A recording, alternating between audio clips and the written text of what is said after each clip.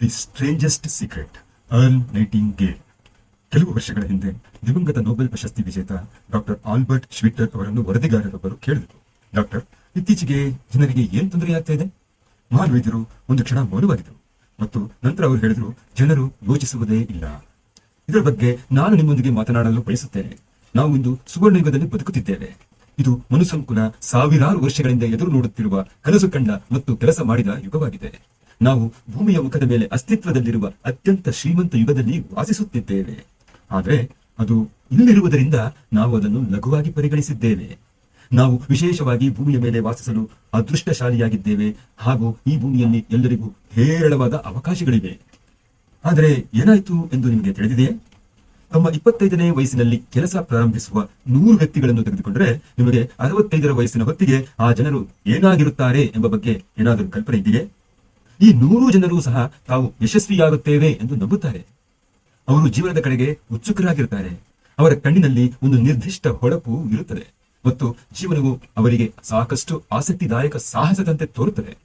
ಆದರೆ ಅವರು 65 ವರ್ಷದವರಾಗುವ ಹೊತ್ತಿಗೆ ಒಬ್ಬರು ಮಾತ್ರ ಶ್ರೀಮಂತರಾಗುತ್ತಾರೆ, 4 ಆರ್ಥಿಕವಾಗಿ ಸ್ವತಂತ್ರರಾಗುತ್ತಾರೆ, 5 ಇನ್ನೂ ಕೆಲಸ ಮಾಡುತ್ತಿರುತ್ತಾರೆ ಮತ್ತು 54 ಜನರು ಹದಗೆಟ್ಟ ಜೀವನವನ್ನು ಹೊಂದಿದ್ದು ತಮ್ಮ ಅಗತ್ಯಗಳಿಗಾಗಿ ಇತರರನ್ನು ಅವಲಂಬಿಸಿರುತ್ತಾರೆ. 100ರಲ್ಲಿ 5 ಮಾತ್ರ ಉದ್ಧಾರವಾಗುತ್ತಾರೆ. ಉಳಿದವರೆಲ್ಲ ಏಕೆ ವಿಫಲರಾಗುತ್ತಾರೆ? 25 ವರ್ಷದವರಾಗಿದ್ದಾಗ ಇದ್ದ ಮಿಂಚು ಏನಾಯಿತು? ಕನಸುಗಳು, ಭರವಸೆಗಳು, ಯೋಜನೆಗಳು ಏನಾಯಿತು? ಈ ಜನರು ಏನು ಮಾಡಲು ಉದ್ದೇಶಿಸಿದ್ದರು ಮತ್ತು ಅವರು ನಿಜವಾಗಿ ಏನನ್ನು ಸಾಧಿಸಿದ್ದಾರೆ ಎಂಬುದರ ನಡುವೆ ಏಕೆ ದೊಡ್ಡ ವ್ಯತ್ಯಾಸವಿದೆ? ನಾವು 5% ಯಶಸ್ಸನ್ನು ಸಾಧಿಸುತ್ತೇವೆ ಎಂದು ಹೇಳಿದಾಗ ನಾವು ಯಶಸ್ಸನ್ನು ವ್ಯಾಖ್ಯಾನಿಸಲೇಬೇಕು ಮತ್ತು ನಾನು ಕಂಡುಕೊಂಡ ಅತ್ಯುತ್ತಮ ವ್ಯಾಖ್ಯಾನ ಇಲ್ಲಿದೆ. ಯಶಸ್ಸು ಎಂದರೆ ಮೌಲ್ಯಯುತವಾದ ಆದರ್ಶವನ್ನು ಕ್ರಮಬದ್ಧವಾಗಿ ಸಾಧಿಸುವುದು. ಒಬ್ಬ ವ್ಯಕ್ತಿಯು ಪೂರ್ವ ನಿರ್ಧಾರಿತ ಗುರಿಯತ್ತ ಕೆಲಸ ಮಾಡುತ್ತಿದ್ದರೆ ಮತ್ತು ತಾನು ಎಲ್ಲಿಗೆ ಹೋಗುತ್ತಿದ್ದೇನೆ ಎಂದು ತಿಳಿದಿದ್ದರೆ ಆ ವ್ಯಕ್ತಿಯು ಯಶಸ್ವಿಯಾಗುತ್ತಾನೆ. ಅವನು ಹಾಗೆ ಮಾಡದಿದ್ದರೆ ಅವನು ವಿಫಲನಾಗುತ್ತಾನೆ. ಯಶಸ್ಸು ಎಂದರೆ ಯೋಗ್ಯವಾದ ಆದರ್ಶದ ಪ್ರಗತಿಪರ ಸಾಕ್ಷಾತ್ಕಾರ. ಪ್ರಸಿದ್ಧ ಮನೋವೈದ್ಯರಾದ ರೋನೋ ಮೇ ಅವರು ಮನುಷ್ಯನ ಹುಡುಕಾಟ ಎಂಬ ಅದ್ಭುತ ಪುಸ್ತಕವನ್ನು ಬರೆದಿದ್ದಾರೆ ಮತ್ತು ಈ ಪುಸ್ತಕದಲ್ಲಿ ಅವರು ಹೇಳುತ್ತಾರೆ, ನಮ್ಮ ಸಮಾಜದಲ್ಲಿ ಧೈರ್ಯಕ್ಕೆ ವಿರುದ್ಧವಾದದ್ದು ಎಲ್ಲರೂ ಅಂದುಕೊಂಡಿರುವ ಹಾಗೆ ಹೇಳಿತನವಲ್ಲ, ಅದು ಅನುಸರಣೆ. ಒಬ್ಬರು ಇನ್ನೊಬ್ಬರನ್ನು ವಿಚಾರ ಮಾಡದೆ ಅನುಸರಿಸೋದೇ ಆಗಿರುತ್ತೆ ಮತ್ತು ಅಲ್ಲಿ ನಿಮ್ಮ ವೈಫಲ್ಯಗಳಿಗೆ ನಿಮ್ಮದೇ ಕಾರಣವನ್ನು ಹೊಂದಿರುತ್ತೀರಾ. ಈ ವ್ಯವಸ್ಥೆಯಲ್ಲಿ ಜನರು ಸದಾ ಬೇರೆಯವರನ್ನು ನೋಡಿ ಅವರು ಎಲ್ಲಿಗೆ ಹೋಗುತ್ತಿದ್ದಾರೆ, ಹೇಗೆ ಹೋಗುತ್ತಿದ್ದಾರೆ ಅಂತ ತಿಳಿದುಕೊಳ್ಳುವ ಪ್ರಯತ್ನನೇ ಮಾಡದೆ ಅವರಂತೆಯೇ ವರ್ತಿಸಲು ಪ್ರಾರಂಭಿಸುತ್ತಾರೆ. ಈಗ ಇದರ ಬಗ್ಗೆ ಯೋಚಿಸಿ. ನಾವು 7 ವರ್ಷದ ಹೊತ್ತಿಗೆ ಓದಲು ಕಲಿಯುತ್ತೇವೆ. 30 ವರ್ಷ ವಯಸ್ಸಿನೊಳಗೆ ಜೀವನವನ್ನು ಕಟ್ಟೋಕೆ ಅಥವಾ ಸಾಗಿಸೋಕೆ ಕಲಿತುಕೊಳ್ತೇವೆ. ಹಾಗೂ ನಾವು ಬರೀ ನಮ್ಮ ಜೀವನ ನಡೆಸೋದಲ್ಲ, ನಮ್ಮ ಕುಟುಂಬವನ್ನ ಸಹ ನಡೆಸ್ತಾ ಇರ್ತೇವೆ. ಆದ್ರೆ ನಮಗೆ 65 ವರ್ಷ ಆದರೂ ಸಹಿತ ಹೇಗೆ ಆರ್ಥಿಕವಾಗಿ ಸ್ವತಂತ್ರರಾಗಿರುವುದು ಅನ್ನೋದನ್ನ ಕಲ್ತಿರಲ್ಲ. ಏಕೆಂದ್ರೆ ನಾವು ಇನ್ನೊಬ್ಬರನ್ನ ಅನುಸರಿಸಿಕೊಂಡು ಹೋಗೋದನ್ನ ಕಲಿತು ಬಿಟ್ಟಿದ್ದು ಯಶಸ್ವಿಯಾಗದ ಮತ್ತು ತಪ್ಪು ಗುಂಪಾದ 95% ಜನರಂತೆ ವರ್ತಿಸುತ್ತಾ ಇರುತ್ತೇವೆ. ಈಗ ಈ ಜನರು ಏಕೆ ಅನುಸರಣೆ ಮಾಡುತ್ತಾರೆ? ನಿಜವಾಗಿ ಅವರಿಗೆ ಗೊತ್ತಿಲ್ಲ. ಈ ಜನರು ತಮ್ಮ ಜೀವನವು ಸನ್ನಿವೇಶಗಳಿಂದ ರೂಪುಗೊಳ್ಳುತ್ತದೆ ಎಂದು ನಂಬುತ್ತಾರೆ. ಬಾಹ್ಯ ಶಕ್ತಿಗಳಿಂದ ಅವರಿಗೆ ಸಂಭವಿಸುವ ಸಂಗತಿಗಳಿಂದ ಅವರು ಬಾಹ್ಯ ನಿರ್ದೇಶಿತ ಜನರಾಗಿರುತ್ತಾರೆ. ಒಂದು ಕಾಲದಲ್ಲಿ ಬಹಳಷ್ಟು ಜನರು, ಅದರಲ್ಲೂ ದುಡಿಯುವ ಜನರ ಮೇಲೆ ಸಮೀಕ್ಷೆಯನ್ನು ನಡೆಸಲಾಯಿತು ಮತ್ತು ಈ ಜನರನ್ನು ನೀವೆಲ್ಲ ಏಕೆ ಕೆಲಸ ಮಾಡುತ್ತೀರಿ ಎಂದು ಕೇಳಲಾಯಿತು. ಬೆಳಿಗ್ಗೆ ಎದ್ದೇಳಲು ಕಾರಣವೇನು ಎಂದು ಕೇಳಿದಾಗ 20ರಲ್ಲಿ 19 ಜನರಿಗೆ ಯಾವುದೇ ಕಲ್ಪನೆ ಇದರ ಬಗ್ಗೆ ಇರಲಿಲ್ಲ. ನೀವು ಅವರನ್ನು ಕೇಳಿದರೆ ಎಲ್ಲರೂ ಬೆಳಿಗ್ಗೆ ಕೆಲಸಕ್ಕೆ ಹೋಗುತ್ತಾರೆ, ಆದ್ದರಿಂದ ನಾವು ಕೂಡ ಹಾಗೆಯೇ ಮಾಡುತ್ತೇವೆ, ಯಾಕಂದ್ರೆ ಎಲ್ಲರೂ ಮಾಡೋದನ್ನ ನಾವು ಮಾಡಬೇಕು ಅಂತ ಹೇಳ್ತಾರೆ. ಈಗ ಯಶಸ್ಸಿನ ನಮ್ಮ ವ್ಯಾಖ್ಯಾನಕ್ಕೆ ಹಿಂತಿರುಗಿ ನೋಡೋಣ. ಯಾರು ಯಶಸ್ವಿಯಾಗುತ್ತಾರೆ? ಒಂದು ಗುರಿಯನ್ನು ಇಟ್ಟುಕೊಂಡು ಅದರ ಕಡೆಗೆ ಹಂತ ಹಂತವಾಗಿ ಯಾರು ಹೋಗುತ್ತಾರೋ ಆ ವ್ಯಕ್ತಿ ಯಶಸ್ವಿಯಾಗುತ್ತಾನೆ. ಅಥವಾ ನಾನು ಇದನ್ನು ಸಾಧಿಸುತ್ತೇನೆ ಅಥವಾ ಈ ರೀತಿ ಆಗ್ತೇನೆ ಎಂದು ಹೇಳ್ತಾ ಆ ಗುರಿಯನ್ನು ಮುಟ್ಟುವುದಕ್ಕೆ ತನ್ನ ಕೆಲಸನ ಪ್ರಾರಂಭ ಮಾಡಿದ ಕ್ಷಣ ಆತ ಯಶಸ್ವಿ ಅನಿಸಿಕೊಳ್ಳುತ್ತಾನೆ. ಯಶಸ್ವಿ ವ್ಯಕ್ತಿಗಳು ಯಾರೆಂದು ನಾನು ನಿಮಗೆ ಹೇಳುತ್ತೇನೆ. ಪಾಠ ಹೇಳಿಕೊಡುವ ಶಾಲಾ ಶಿಕ್ಷಕರಿಗೆ ಆ ಕೆಲಸನೇ ಯಶಸ್ಸು, ಯಾಕೆಂದ್ರೆ ಅವರು ಅದನ್ನು ಬಹಳ ಇಷ್ಟಪಟ್ಟು ಮಾಡಲು ಬಯಸುತ್ತಾರೆ. ಯಶಸ್ವಿ ಅಂದ್ರೆ ಹೆಂಡತಿ ಮತ್ತು ತಾಯಿಯಾಗಿರುವ ಮಹಿಳೆ, ಏಕೆಂದ್ರೆ ಅವಳು ಹೆಂಡತಿ ಮತ್ತು ತಾಯಿಯಾಗಲು ಬಯಸಿರ್ತಾಳೆ ಮತ್ತು ಅದರಲ್ಲಿ ಉತ್ತಮ ಕೆಲಸವನ್ನ ಮಾಡ್ತಾ ಇರ್ತಾಳೆ. ಮೂಲೆಯಲ್ಲಿರೋ ಅನಿಲ ಕೇಂದ್ರ ನಡೆಸುವ ವ್ಯಕ್ತಿ ಯಶಸ್ವಿ ಆಗ್ತಾನೆ, ಯಾಕಂದ್ರೆ ಅವನು ಅದನ್ನೇ ಮಾಡಕ್ಕೆ ಬಯಸಿರ್ತಾನೆ. ಯಶಸ್ವಿ ಮಾರಾಟಗಾರನು ಉನ್ನತ ದರ್ಜೆಯ ಮಾರಾಟಗಾರನಾಗಲು ಮತ್ತು ತನ್ನ ಸಂಸ್ಥೆಯೊಂದಿಗೆ ಬೆಳೆಯಲು ಮತ್ತು ನಿರ್ಮಿಸಲು ಬಯಸುತ್ತಾನೆ. ಯಶಸ್ಸು ಎಂದರೆ ಯಾರೇ ಆಗಲಿ ಮೊದಲೇ ಅಂದುಕೊಂಡಿರೋ ಕೆಲಸವನ್ನ ಅದೇ ರೀತಿ ಕಾರ್ಯಗತ ಮಾಡಿಕೊಂಡು ಹೋಗುವುದೇ ಆಗಿರುತ್ತದೆ. ಆದರೆ 20ರಲ್ಲಿ ಕೇವಲ ಒಬ್ಬರಿಗೆ ಮಾತ್ರ ಅದನ್ನು ಮಾಡಲು ಸಾಧ್ಯವಾಗುತ್ತೆ. ಅದಕ್ಕೆ ಇವತ್ತಿನ ದಿನದಲ್ಲಿ ನಮಗೆ ಯಾವುದೇ ಸ್ಪರ್ಧೆ ಇಲ್ಲ. ಬದಲಿಗೆ ನಮಗೆ ನಾವೇ ಅದನ್ನ ಸೃಷ್ಟಿಸಿಕೊಳ್ಳಬೇಕಾಗತ್ತೆ. ಈಗ 20 ವರ್ಷಗಳಿಂದ ನಾನು ಮನುಷ್ಯನಿಗೆ ತನಗೆ ಏನಾಗುತ್ತದೆ ಅಂತ ಮೊದಲೇ ತಿಳಿಸೋ ತರ ಮಾಡೋ ಕೀ ಏನಾದರೂ ಇದೆಯಾ ಅಂತ ಹುಡುಕ್ತಾ ಇದ್ದೆ. ಯಶಸ್ಸನ್ನು ಖಾತರಿಪಡಿಸುವ ಒಂದು ಕೀ ಏನಾದರೂ ಇದ್ದು ಅದು ಕೇವಲ ಒಬ್ಬ ವ್ಯಕ್ತಿಗೆ ಗೊತ್ತಿದ್ದು ಮತ್ತು ಅದನ್ನು ಯಶಸ್ಸು ಗಳಿಸೋಕೆ ಹೇಗೆ ಬಳಸಬೇಕೆಂದು ಆತನಿಗೆ ತಿಳಿದಿರೋ ಅಂತಹ ಯಾವುದಾದರೂ ಕೀ ಇದೆಯೇ? ಹೌದು, ಅಂತಹ ಒಂದು ಕೀ ಇದೆ ಮತ್ತು ನಾನು ಅದನ್ನು ಕಂಡುಕೊಂಡಿದ್ದೇನೆ. ನಿಮಗೆ ಯಾವಾಗಾದರೂ ಆಶ್ಚರ್ಯ ಆಗಿದೆಯಾ? ಏಕೆ ಅನೇಕ ಜನರು ಕಷ್ಟಪಟ್ಟು ಪ್ರಾಮಾಣಿಕವಾಗಿ ಕೆಲಸ ಮಾಡಿದರೂ ಸಹಿತ ನಿರ್ದಿಷ್ಟವಾಗಿ ಅವರಿಗೆ ಏನನ್ನೂ ಸಾಧಿಸುವುದಕ್ಕೆ ಸಾಧ್ಯವಾಗುವುದಿಲ್ಲ ಮತ್ತು ಬೇರೆಯವರು ಏಕೆ ಕಷ್ಟಪಟ್ಟು ಕೆಲಸ ಮಾಡದೇನೆ ಎಲ್ಲವನ್ನೂ ಪಡೆಯುತ್ತಿದ್ದಾರೆ? ಅವರ ಬಳಿ ಏನಾದರೂ ಮ್ಯಾಜಿಕ್ ಅಥವಾ ಕಣ್ಕಟ್ಟು ವಿದ್ಯೆ ಇರೋ ತರ ಕಾಣುತ್ತಲ್ಲ? ಅವನು ಮುಟ್ಟಿದ್ದೆಲ್ಲ ಚಿನ್ನವಾಗುತ್ತೆ ಎಂದು ಜನರು ಹೇಳುವುದನ್ನು ನೀವು ಕೇಳಿರುತ್ತೀರಾ? ನೀವು ಎಂದಾದರೂ ಗಮನಿಸಿದ್ದೀರಾ? ಯಾವಾಗಲೂ ಯಶಸ್ವಿಯಾಗುವ ವ್ಯಕ್ತಿಯೇ ಹೆಚ್ಚು ಹೆಚ್ಚು ಯಶಸ್ವಿಯಾಗುವುದನ್ನ ಹಾಗೂ ಮತ್ತೊಂದೆಡೆ ವಿಫಲನಾಗುವ ವ್ಯಕ್ತಿಯೇ ಮತ್ತೆ ಮತ್ತೆ ವಿಫಲನಾಗುವುದನ್ನ. ಇದರಲ್ಲಿ ವ್ಯತ್ಯಾಸ ಏನಂದ್ರೆ ಗುರಿಗಳು ಅಥವಾ ಧ್ಯೇಯಗಳು. ಗುರಿಗಳನ್ನು ಹೊಂದಿರುವ ಜನರು ಯಶಸ್ವಿಯಾಗುತ್ತಾರೆ ಮತ್ತು ಇದು ತುಂಬಾ ಸುಲಭದ್ದಾಗಿದೆ, ಏಕೆಂದರೆ ಅವರು ಯಾವ ಕಡೆ ಹೋಗುತ್ತಿದ್ದಾರೆ ಎಂದು ಅವರಿಗೆ ಸ್ಪಷ್ಟವಾಗಿ ತಿಳಿದಿರುತ್ತೆ. ಮತ್ತೊಂದು ಕಡೆ ಗುರಿಗಳಿಲ್ಲದ ಜನ ವಿಫಲರಾಗುತ್ತಾರೆ, ಏಕೆಂದರೆ ಅವರ ಜೀವನವು ಸಂದರ್ಭಗಳಿಂದ ಸಂಭವಿಸುವ ಘಟನೆಗಳಿಂದ ರೂಪಿತವಾಗಿದೆ ಹಾಗೂ ಇದು ತಮ್ಮ ಅಧೀನದಲ್ಲಿ ಇಲ್ಲದೆ ಬಾಹ್ಯ ಶಕ್ತಿಗಳಿಂದ ಪ್ರೇರಿತರಾಗಿದೆ ಎಂದು ನಂಬುತ್ತಾರೆ. ಬೇಕಾದರೆ ಸಂಪೂರ್ಣವಾಗಿ ಪ್ರಯಾಣವನ್ನು ಯೋಜಿಸಿರುವಂತಹ ಒಂದು ಹಡಗಿನ ಪ್ರಯಾಣದ ಬಗ್ಗೆ ನೀವು ಯೋಚಿಸಿ. ಹಡಗು ಎಲ್ಲಿಗೆ ಹೋಗುತ್ತೆ ಮತ್ತು ಎಷ್ಟು ಸಮಯ ತೆಗೆದುಕೊಳ್ಳುತ್ತೆ ಎಂದು ಕ್ಯಾಪ್ಟನ್ ಮತ್ತು ಸಿಬ್ಬಂದಿಗೆ ನಿಖರವಾಗಿ ತಿಳಿದಿರುತ್ತೆ ಮತ್ತು ಇದು ಒಂದು ನಿರ್ದಿಷ್ಟ ಗುರಿಯನ್ನು ಹೊಂದಿದ್ದು ಅದು ತನ್ನ 10,000 ಪ್ರಯಾಣದಲ್ಲಿ ಕಡೆ ಪಕ್ಷ 9,999 ಬಾರಿ ಗುರಿಯನ್ನ ತಪ್ಪದೇ ತಲುಪುತ್ತೆ.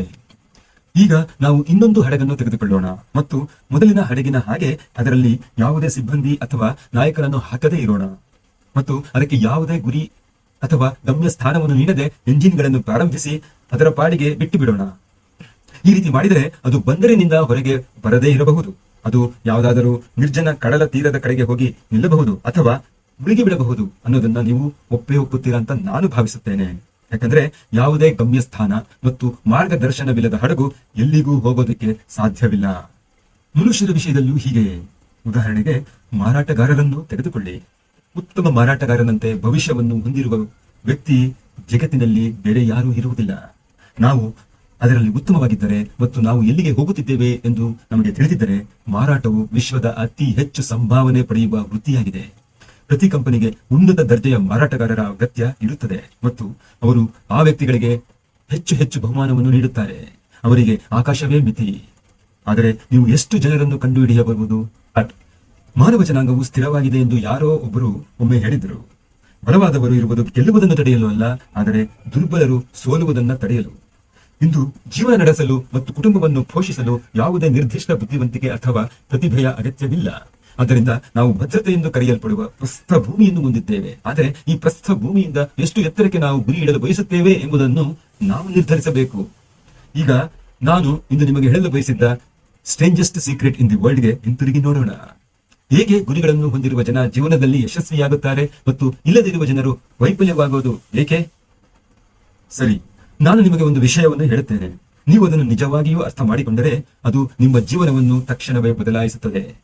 ಈ ಕ್ಷಣದಿಂದ ನಾನು ನಿಮಗೆ ಏನು ಹೇಳಲಿದ್ದೇನೆ ಎಂಬುದನ್ನು ನೀವು ಸಂಪೂರ್ಣವಾಗಿ ಅರ್ಥ ಮಾಡಿಕೊಂಡರೆ ನಿಮ್ಮ ಜೀವನವು ಎಂದಿಗೂ ಒಂದೇ ಆಗಿರುವುದಿಲ್ಲ.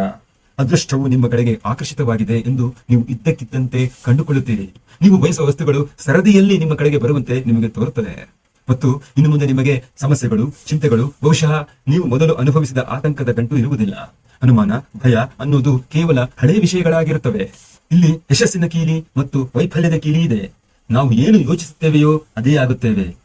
ಈಗ ನಾನು ಅದನ್ನು ಮತ್ತೆ ಹೇಳುತ್ತೇನೆ, ನಾವು ಏನು ಯೋಚಿಸುತ್ತೇವೆಯೋ ಅದೇ ಆಗುತ್ತೇವೆ. ಇತಿಹಾಸದುದ್ದಕ್ಕೂ ಶ್ರೇಷ್ಠ ಬುದ್ಧಿವಂತರು ಮತ್ತು ಶಿಕ್ಷಕರು, ತತ್ವಜ್ಞಾನಿಗಳು ಮತ್ತು ಪ್ರವಾದಿಗಳು ಅನೇಕ ವಿಭಿನ್ನ ವಿಷಯಗಳ ಬಗ್ಗೆ ಪರಸ್ಪರ ಭಿನ್ನಾಭಿಪ್ರಾಯ ಹೊಂದಿದ್ದಾರೆ. ಈ ಒಂದು ಅಂಶದ ಮೇಲೆ ಮಾತ್ರ ಅವರು ಸಂಪೂರ್ಣ ಮತ್ತು ಸರ್ವಾನುಮತದ ಒಪ್ಪಂದದಲ್ಲಿದ್ದಾರೆ.